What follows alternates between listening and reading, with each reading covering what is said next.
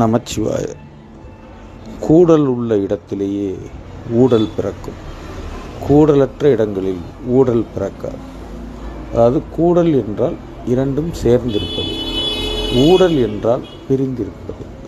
அப்போது திருவின் கூடல் என்பது நம்மோடு எப்போதும் இருப்பது.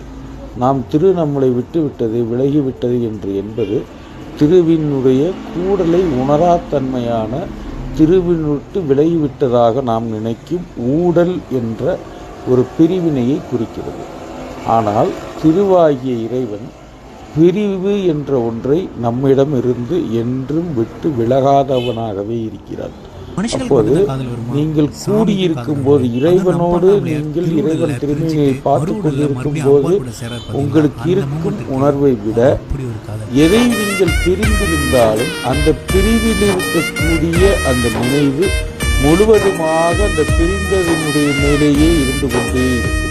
அதுபோல திரு நம்மளை விட்டு விலகிவிட்டதாக கருதினாலும் எண்ணத்தாலும் அருளாலும் நம்மளை எப்போதும் திரு அரவணைத்துக் கொண்டே இருக்கிறது என்கின்ற மெய்யை உணர்விக்கவே இந்த திருவின் ஊடல் என்ற திரு ஊடலும் மறு ஊடலும் நமக்கு உணர்விக்கிறது.